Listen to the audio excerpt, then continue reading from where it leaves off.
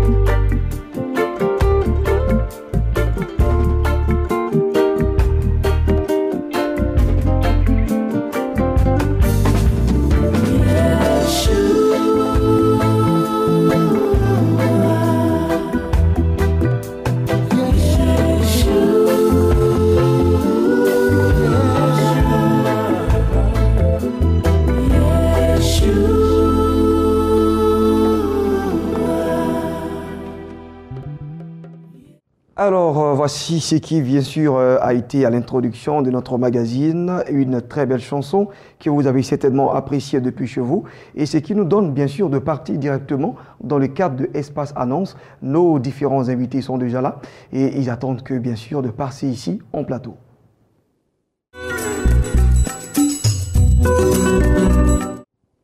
Nous sommes à présent avec nos différents annonceurs pour nous parler éventuellement d'événements, de programmes. Alors, j'ai ici en plateau notre Daddy, le prophète Malik Fofana, qui nous vient des États-Unis. Bonjour Daddy. Thank you. Bonjour. Bienvenue. You're welcome, je vais dire. Thank you. D'accord. Et vous êtes du ministère international de la délivrance et de la guérison. Jesus is Lord. Amen. Tout à l'heure, justement, on va parler d'un programme, on va dire une veillée de prière. Bien sûr. Mais avant, permettez-moi aussi de saluer Maman Betty Beau Josephine. Bonjour. Bonjour. L'église, la bénédiction de Yopougon qui nous donne encore, qui nous ouvre ses portes. Oui, bien sûr. Je suis là au compte de l'église de la bénédiction de Yopougon, et dirigée par le pasteur Sam Manté. Je suis venu vous inviter tout le corps de Christ et aussi ceux qui n'ont pas encore donné leur vie au Seigneur, pour dire que l'adoration est très importante dans la vie de l'homme. Et je veux dire que le roi David avait adoré le Seigneur. Le roi David savait qui était véritablement Dieu. C'est pour ça que Dieu l'a élevé. Quel que soit ce que nous faisons dans notre vie, l'adoration doit occuper une place très importante. Parce que c'est là notre raison de vivre. Yeah. La Bible dit que Dieu nous a créés pour que nous l'adorions. Alors je voudrais inviter tous ceux qui nous regardent à venir adorer le Seigneur, à venir adorer le Dieu qui tient notre souffle de vie, le Créateur de toutes choses, celui qui nous a créés, celui sans qui nous ne sommes rien. Je voudrais inviter tous les bien-aimés à venir adorer le Seigneur le jeudi de 18h à 21h au complexe hôtelier Astoria Palace, dans la salle Félix Houphouët-Boigny. D'accord. Et aussi, nous avons là-bas nos cultes de dimanche, qui est le culte de louange et d'adoration. Ça, c'est de 8h30 à 11h30. Nous y sommes et l'homme de Dieu, le pasteur Sam Manté, et vraiment, il est un homme oint et c'est lui qui vraiment qui nous dirige, c'est lui qui, Dieu l'utilise puissamment. Alors je voudrais dire que viens rencontrer une personnalité qui s'appelle Jésus-Christ de Nazareth et son serviteur, le pasteur Sam Manté, est là pour véritablement drainer la puissance de Dieu et à travers la parole de Dieu, à travers vraiment beaucoup de choses. Merci. Alors donc, on va laisser les contacts. Oui, les contacts sont le 08 00 81 99 et le 04 111 48 10. D'accord. Voilà, merci donc à toi, Maman Betty Beau Josephine, d'être passée ici en plateau. Alors, c'est pour la convocation, c'est pour les jeudis et donc le dimanche, jeudi à 18h30 et puis le dimanche à 8h à l'hôtel Astoria Palace. Le ministère international de la délivrance et de la guérison, Jesus is Lord, organise une grande veillée de prière, d'impact et de miracles. Pour en parler, nous avons bien sûr notre invité ici en plateau qu'on a déjà présenté, on a déjà salué, le prophète Malik Fofana. Papa, on va vous dire encore un bienvenue. Oui, thank you, merci. C'est en fait ma première croisade en Côte d'Ivoire. J'ai prêché déjà dans des églises où j'ai été invité et là j'ai reçu l'ordre du Saint-Esprit de faire cette croisade.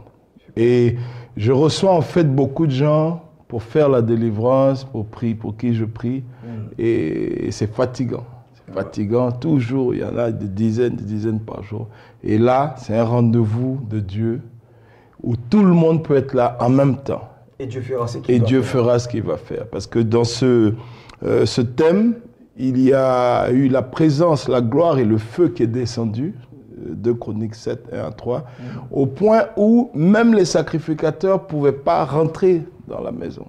Tellement c'était fort. Yeah. Et donc les gens se sont mis à louer, à glorifier Dieu humblement. Et quand on le fait, l'onction s'élève encore à un autre niveau. Et tout besoin qu'on a spirituel, ça se fait. On n'a pas besoin de t'imposer les mains, de toucher, de te pousser ou de faire quoi que ce soit. Ça se fait comme ça. Automatiquement. Alors justement, vous avez un ministère complet, je le dis, parce que en même temps que vous êtes un homme du Logos, de la parole, du Réma, et vous ajoutez également ce grain de voix que vous avez pour adorer l'Éternel. Vous êtes en même temps chantre, en fait.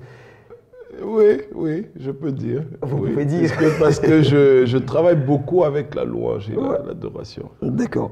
Alors, le programme, c'est pour où exactement et quand? C'est à Cocody, à l'hôtel communal de Cocody, le vendredi 20 octobre, 18h.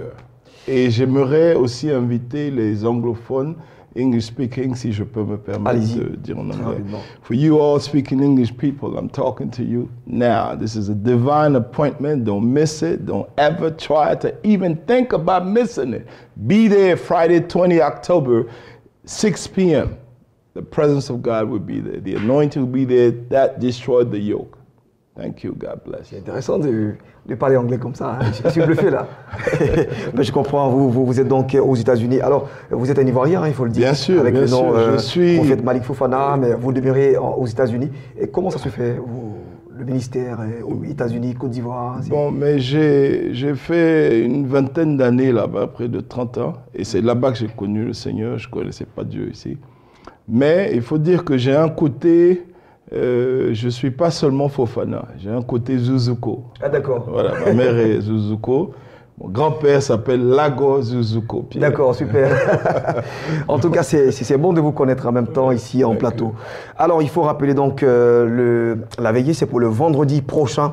C'est ce vendredi-là, ne rate pas, le vendredi prochain, à partir des 18h et ce jusqu'à l'aube. Donc, préparez-vous et venez dans les dispositions normales de la spiritualité pour participer à ce grand programme avec pour thème la prière qui fait descendre le feu et la gloire de l'Éternel. Et je pense que Dieu sera au rendez-vous. Alors, avant de vous laisser, est-ce que vous ne pouvez pas fredonner quelque chose puisque vous avez l'habitude de le faire quand vous faites ministère? Bien sûr. D'accord. Great is thy faithfulness. Great is thy faithfulness. Morning by morning. New mercy I've seen. Super. All that I have need of thy hand, thy provided. Great is. Wow. Et on voit que vous faites aussi les feelings et tout ça. Hein. C'est un ministère complet, comme je disais. Vous parlez, vous prêchez, et Dieu se manifeste. Et en même temps, vous êtes un homme vous chantez en même temps. Alors, donc, c'est déjà formidable. Rendez-vous pris le vendredi prochain à l'hôtel communal. Ne rate pas. C'est à 18h. Alors, on va maintenant partir pour recevoir d'autres annonceurs qui attendent déjà.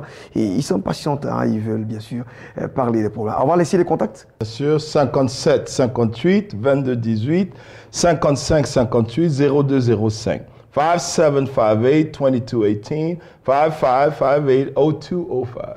Bon, ça c'est pour les anglophones, ils ont compris. Hein. On va partir justement pour recevoir d'autres annonceurs. À tout de suite. Nous parlons formation continue et qui parle formation continue, dit ISFC. Docteur Emmanuel Kouman, président directeur général, est avec nous. Alors, c'est un grand plaisir de t'avoir ici. Bonjour. Le plaisir est partagé. Bonjour, Ghislain. Et nous avons également Miss Charlène Belly. Bonjour. Bonjour, Ghislain. Alors, tout à l'heure, on nous parlera d'un programme assez explosif. Effectivement. Allez, on va maintenant commencer par cette formation qui est prévue pour le 21 octobre. Oui, c'est exact. Ghislain, je salue tous les téléspectateurs qui nous suivent de partout et qui suivent cette chaîne de béni. Et quand vous regardez cette chaîne, vous êtes bénis par les programmes, par tout ce qui se fait par ce programme, par cette télévision-là. Alors, il faut dire que nous aurons une formation ce samedi 21. Il faut dire quoi? Il faut dire que nous aurons 2 thèmes à traiter. Les 5 qualités essentielles d'un vrai leader. Quand vous êtes leader, ce n'est rien de dire que je suis leader. Il faut avoir une vision et votre communication. Comment? Donc, c'est toutes ces techniques-là, on va apprendre à toutes ces personnes qui viendront associer à cette formation-là. Et aussi, il faut ajouter que nous aurons le thème management. Souvent, on en parle management. Tu entends des gens dire, oui, je vais aller le manager. C'est-à-dire que quand tu entends en Afrique manager quelqu'un, c'est d'aller trouver une forme d'escroquerie pour voir. Voilà le sens que les gens donnent au mot management. Or, le mot management, c'est la haute fonction hiérarchique, actuellement, dont nous parlons. Donc, quand vous voulez être un manager, comment est-ce que je peux prendre quelqu'un, l'encadrer, lui donner un sens pour qu'il ait ses meilleurs sens et produire un bon fruit. Donc, voilà le sens. Donc, quand vous dites un manager, vous faites du coaching, vous faites un peu de l'anéagramme, vous apportez tout ce qu'il faut pour que cette personne sorte l'idéal de lui-même. Parce que peut-être il ne voit pas. C'est pourquoi on en parle de coaching, on parle de management. Donc, j'encourage tous les leaders à venir se faire former et à apporter un plus dans tout ce qu'ils font. Parce que ce que nous donnons, nous ne changeons pas l'identité de quelqu'un. Mais nous les accompagnons à être plus excellents, votre finalité, votre performance et votre compétence. Donc, c'est ce que nous voulons apporter. Donc, quand on parle de formation, que vous soyez leader, que vous soyez en tout cas un apprenant, un collaborateur, tout le monde a besoin d'être formé. Et c'est pourquoi nous invitons, le cabinet ISFC invite, parce que c'est des consultants de haut niveau. Vous avez M. Ali Kourouma, qui a fait au moins plus de 40 ans au Conseil de l'Entente, un fonctionnaire international, et qui est retraité maintenant. Vous avez M. Yao Kobina en matière de marketing, il a fini avec ça. Vous avez M. Adagara, qui est vraiment un coach excellent, qu'on appelle quand on parle de développement personnel. Il y a moi-même. Alors donc, il faut dire que c'est les expériences trouvées, ça n'a rien à voir avec ce qu'on a appris à l'école. L'école aujourd'hui, son sens, vrai sens de l'école, je vais le déterminer aujourd'hui, savoir lire, écrire et à calculer. Quand quelqu'un va à l'école, qui sait lire, qui sait calculer, il n'a pas échoué à l'école. Le reste, là, s'il travaille, c'est un goissou. Mais il faut que les talents qui sont en toi, il faut qu'on arrive à développer ça pour que vous soyez le meilleur de vous-même. Guassou pour dire bonus, hein? C'est comme ça qu'on parle ici en Côte d'Ivoire. C'était un Guassou. Alors, le rendez-vous, c'est pour le 21 octobre, comme je disais, à 8h toujours. Hein, oui, à 8h, oui, au CIRES, pardon. Donc, c'est à 8h, nous attendons tous les auditeurs, c'est-à-dire tous ceux qui veulent vraiment participer à cette formation, qu'ils viennent, on va s'accorder, on va s'entendre, et c'est pour le bien. Et c'est pour le bien de la Côte d'Ivoire, parce que nous aussi, nous sommes des fils et des filles de la Côte d'Ivoire, et nous sommes appelés à atteindre notre objectif, c'est-à-dire l'émergence d'ici 2020. Alors, il faut dire que, oui, on va laisser les contacts. Les contacts, je vais les laisser, donc c'est pour dire que tout le monde est interpellé ici. Alors, 59 55 06 69, le 02 11 33 92, ISFC, le monde de la connaissance, c'est nous. Merci. C'est pour donc le 21 prochain à 8h, avec pour thème formation en management et les 5 qualités essentielles d'un vrai leader. Charlène, ça va? Ça va. Bonjour Ghislain. Ben oui, on a déjà fait les civilités, ben je te ramène encore le bonjour. Et si c'est bon, ça t'intéresse aussi, le management et tout ça? Oui, c'est très bien, c'est intéressant. Tu n'as pas eu besoin de manager, hein? Tu te fais tout de suite? Le Saint-Esprit, il prend le contrôle. Yes, amen. Amen. Alors, on va justement parler des exploits de la tempête de prière. Évidemment, c'est une joie pour moi d'être toujours sur ce plateau. Je salue toute ton équipe, Ghislain. Je fais un coucou à tous les enfants de Dieu qui nous suivent depuis chez eux, qui font bien de regarder la télévision des bénis. Eh bien, c'est le Seigneur, dans sa grâce, dans son amour et dans sa bonté, qui a bien voulu instituer ce merveilleux temps de prière qui est la tempête de prière. La tempête de prière, notons que c'est un rendez-vous de prière intense. C'est là où on parle de la parole de Dieu, et c'est un temps où nous voyons la manifestation de la puissance divine de ce Dieu. La tempête de prière est un programme organisé par l'Église évangélique La Bénédiction qui est située en Abidjan, dans la commune d'Adjamé, précisément aux 220 logements en face du Grand Bloc. Et ce puissant temps de prière est coordonné par notre papa que nous connaissons tous, le pasteur Samuel Manté. La tempête de prière est un rendez-vous divin et c'est un rendez-vous hebdomadaire qui se déroule tous les mardis de 10h à 14h. Mais vu la tournure qu'elle a prise ces temps-ci, nous demandons à tout le monde de venir très tôt car il y a de l'affluence.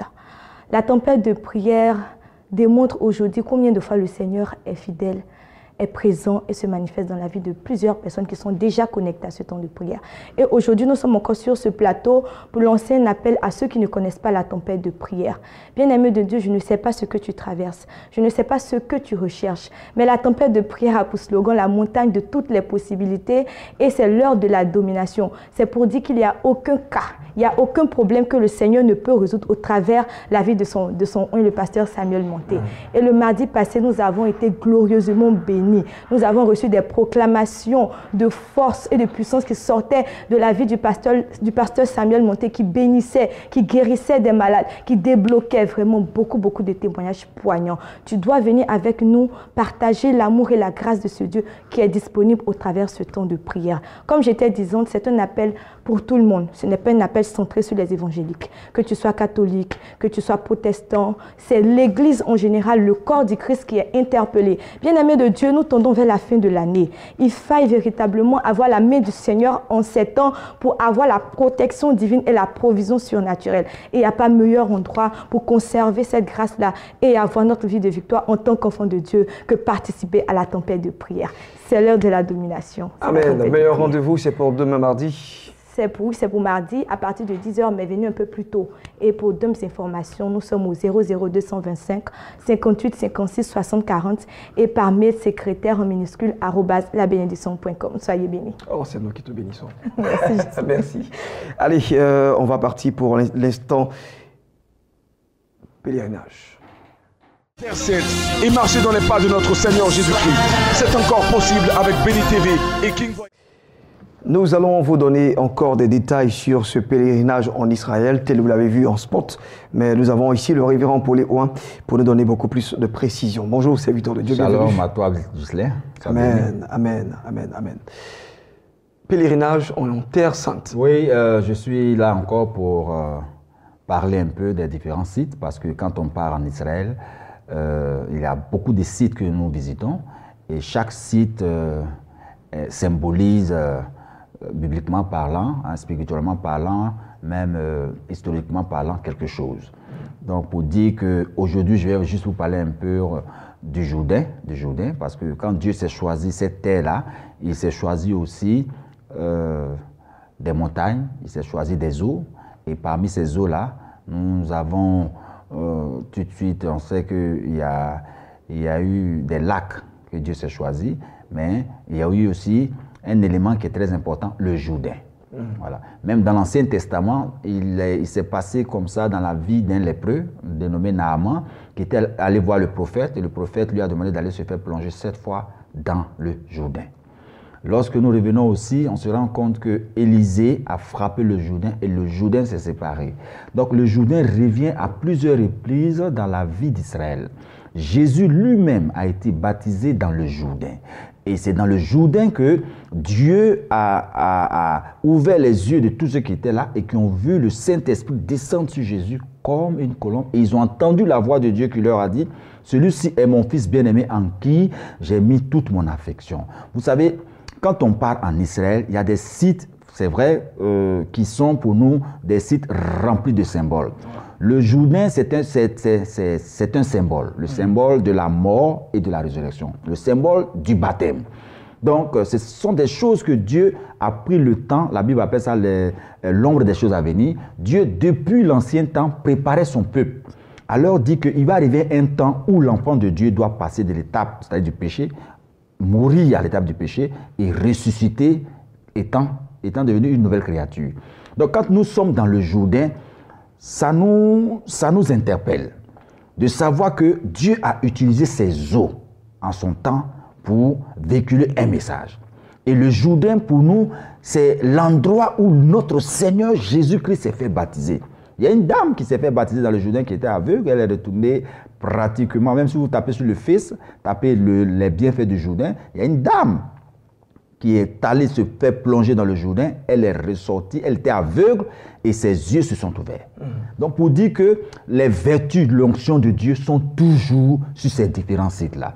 Donc pour nous qui sommes enfants de Dieu, qui visitons la Terre Sainte, on ne peut pas aller en Terre Sainte sans passer par le Jourdain, sans aller se faire plonger. Il y a certains même qui vont jusqu'à se faire baptiser, ça c'est leur foi, on ne peut pas leur dire pourquoi. Mais ce que nous savons, c'est qu'il est important, étant en Israël, de passer par les eaux du Jourdain pour juste poser l'action prophétique qui nous interpelle pour dire, Seigneur, voici dans ce Jourdain tu as été baptisé, c'est d'ici que tu as été conduit dans le désert, c'est après ici que le Saint-Esprit t'a mené dans le désert pour être tenté, pour dominer le monde entier. Donc pour nous, le Jourdain, c'est très important dans la vie du chrétien que nous sommes.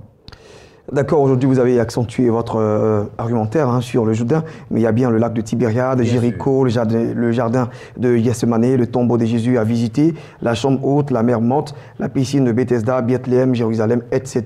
Alors, le prix exceptionnel reste toujours le même, 1 560 000. Effectivement, c'est le prix exceptionnel pour cette fin d'année parce qu'il y a beaucoup de dépenses qui s'annoncent. Donc, Béni TV, en tenant compte de ça, a décidé, pour moi, je dis, nous offrons ce voyage à tous ceux qui nous ont fait confiance, qui ont rêvé un jour se rendre en Israël au coût de 1 560 000 francs, avec toutes ces commodités que vous voyez là pour se rendre en Israël du 26 novembre au 4 décembre. Donc bientôt nous allons fermer la liste de l'inscription, mais pour l'heure, on peut toujours encore accepter des personnes qui veulent vraiment s'inscrit pour partir avec nous pour le 26 novembre. Allez, on va laisser le contact pour l'inscription. Oui, l'inscription, c'est le 88 07 07 93 ou le 88 07 07 96. Merci, révérend Paul-Léon, d'être passé. En tout cas, on a eu de plus amples informations sur ce pèlerinage en Israël qui démarre d'ailleurs, dont le vol est prévu pour le 26 novembre. Et puis le retour, c'est l'atterrissage, c'est pour le 4 décembre prochain. C'est déjà la fin de ce Midi d'Afrique, mais vous le savez, dans notre fin, nous parlons toujours de bon à savoir.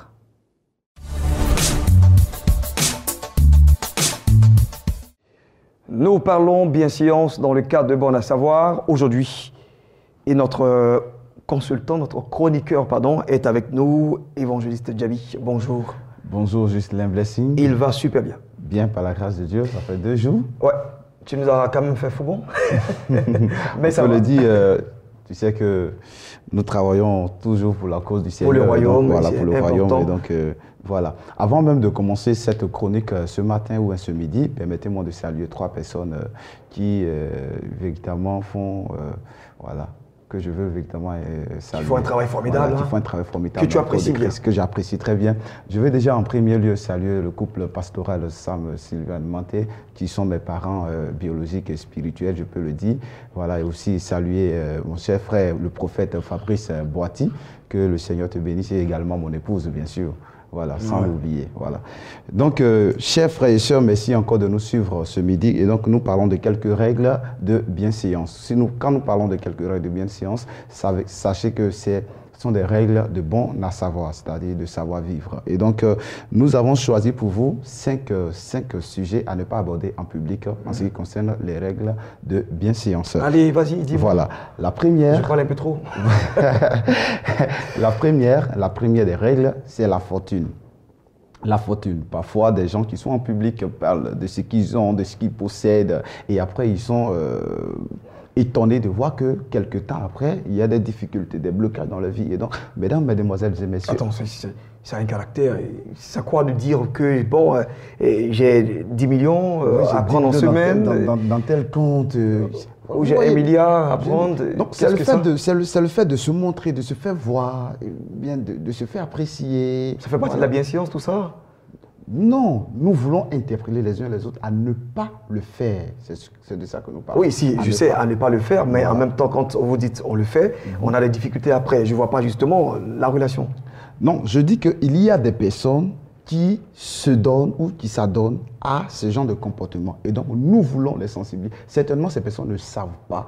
Peut-être elles le font de bonne foi, mais qui a parfois des retombées négatives sur la vie. Et donc, nous voulons simplement rappeler que dans des règles de bon à savoir ou bien de savoir-vivre, il faut éviter de parler de ce que vous avez, de ce que vous possédez, ou bien de même parler de vos différents projets en public. Vous pouvez le faire avec votre femme, avec ceux qui sont chers, mais pas en public, avec des gens que vous ne connaissez pas. Vous voyez, c'est de ça qu'il est question. Donc, nous voulons attirer l'attention. C'est vrai que nous sommes des chrétiens et parfois ce sont le comportement des enfants de Dieu. Je dis que Dieu est vivant, Dieu est fidèle, même si je dis voilà. Non, il faut quand même être perceptif et puis il faut se préserver. La conséquence immédiate serait même que vous soyez victime de braquage. Oui, bien sûr, vol, immédiatement. Braquage, de vol, de plusieurs choses encore. D'accord. Voilà. Et donc, c'est important. Nous allons passer rapidement à la deuxième des règles, parce que nous allons parler de 5 sujets à ne pas aborder en public. Et donc, la deuxième, c'est l'âge. La deuxième règle, c'est l'âge. Voilà. Il y a des dames, qui aiment bien, parce qu'il y a des gens qui veulent toujours mettre en avant leur droit d'aînesse et donc partout où ils sont, ou bien partout où elles sont, oui, moi j'ai 50 ans, donc tu dois me respecter, tu dois ceci. Non, il faut éviter de parler de... Parce que quand tu mets tout cela en avant, tu parais faible. Tu parais faible. À quoi c'est bon de dire en public, j'ai 60 ans, tu dois me respecter? Le respect se gagne. Et puis, c'est l'attitude, en fait. C'est pas l'attitude qu'on respecte. Et puis, les dames aussi, les jeunes filles, évitez de donner votre âge en public, c'est important. Ah bon, imaginez quelqu'un qui souhaiterait, bien sûr, vous marier et qui, voit déjà par votre apparence que vous êtes une personne qui divulgue les informations aussi facilement et rapidement. Donc ça décourage certaines personnes à vous appréhender ou à vous approcher. D'accord, troisième. La troisième règle, c'est les conflits familiaux. Les conflits familiaux. Comment les gérer? Comment les gérer? Comment les éviter? Non, il ne faut pas les parler en public. Nous avons dit que les 5 sujets préférables, 5 sujets à ne pas aborder. Ah d'accord, merci de recadrer, Ghislain, soit recadré, d'accord. Voilà. 5 sujets à ne pas aborder en public. Et nous avons cité premièrement la fortune, nous avons dit aussi l'âge. Et donc nous sommes sur les conflits familiaux. Bon, imaginez un monsieur ou une dame qui fait palabre avec son mari et 2 ou 3 jours, bien le même jour, elle appelle un cousin lointain, voilà, ton beau là, voici ce qu'il me fait. Lui aussi, il appelle sa maman pour lui dire, maman, voilà. Et en même temps... Ou dans le transport aussi en commun? Dans le transport en commun. Au téléphone, tu fais palabre avec ton mari. Mais toi là, je t'ai dit que faut pas me dire ça. Pourquoi tu te permets de me dire? Toi, tu es quel genre de mari même? Hein? Tu es quel genre de mari même? Bon, en public, comment tu veux que les gens respectent son mari? Ou bien comment même est-ce que tu veux que les gens te respectent? Donc, pour que les gens te respectent, il faut éviter de parler des choses familiales en public. D'accord. En public, c'est pas intéressant. Pas intéressant. Tout bien, vous êtes à l'église ou en public, tu dis, mais donne-moi l'argent du marché, tu fais quoi comme ça même? Hein? Je t'attends depuis là, donne-moi l'argent du marché, il faut faire vite la partie. Non, tu vois, non. Il y a des choses à ne pas faire. Et ça peut réveiller ou monter l'ego de l'autre. Bien sûr, c'est une chose. Et là, on va assister malheureusement à des bagarres de couple en public. Alors, qu'est-ce qu'il ne faut pas aussi aborder les relations conjugales. Les relations conjugales. Et surtout, je veux interpeller les femmes, parce que les femmes sont souvent, surtout les jeunes filles, elles ont tendance à parler de tout ce que le monsieur fait souvent à leur meilleur ami ou bien à leur meilleur camarade, et puis elles sont surprises après de voir que la meilleure amie ou bien la meilleure camarade est tentée d'aller essayer toutes les expériences qu'elle a dû entendre par le biais de sa camarade. Et donc, voilà, il faut éviter de parler des caresses de ton mari les câlins. Les câlins, si tu veux, les câlins de ton mari à autrui pour éviter les désagréments. Voilà, c'est très important. Ok. Je ne vais pas trop rentrer en profondeur. Autre sujet. C'est très important. Ben, c'est très sensible aussi. Et d'ailleurs, c'est le dernier. C'est le dernier. Les problèmes médicaux. Voilà, les problèmes médicaux à ne pas parler en public. Parce que, imaginez-vous, bon, tu dis par exemple que... La seule chose qu'on ne dit pas, c'est je suis séropositif. Voilà. Séropositif. C'est la seule chose qu'on ne dit pas. Mais tu as le cancer, par exemple. Tu as le cancer et imagine-toi, tu es le PDG d'une entreprise et tu dis devant tes employés, tu as le cancer. Mais déjà, tu perds du pouvoir. Tu parais faible à leurs yeux. Ah, le monsieur, de toutes les façons, dans quelques temps, il va mourir. Donc, tu vois, non? Donc, ce sont des choses à éviter en public pour que vous paraissiez toujours fort et vous paraissiez intègre. Autrement dit, le leader doit donc ne pas présenter ses faiblesses. Effectivement. Et là, les 5 sujets que nous avons abordés peuvent être les faiblesses du leader. Merci donc à vous Cyril Djabi d'être passé aujourd'hui, c'est bien lundi et on se fait toujours ce grand plaisir de t'avoir ici en plateau avec cette belle équipe également qui nous accompagne d'ordinaire. Alors vous allez me manquer parce que demain mardi ce sera donc Bénédicte Akon qui va vous servir. Mais bon, c'est pas grave, on se retrouvera jeudi et vendredi, toujours midi, rediffusion 14h45. Merci pour ces sujets. C'est moi qui te remercie. Qu'il faut éviter en public. Allez, portez-vous bien, que la grâce du Seigneur surabonde sur vos vies. Au revoir.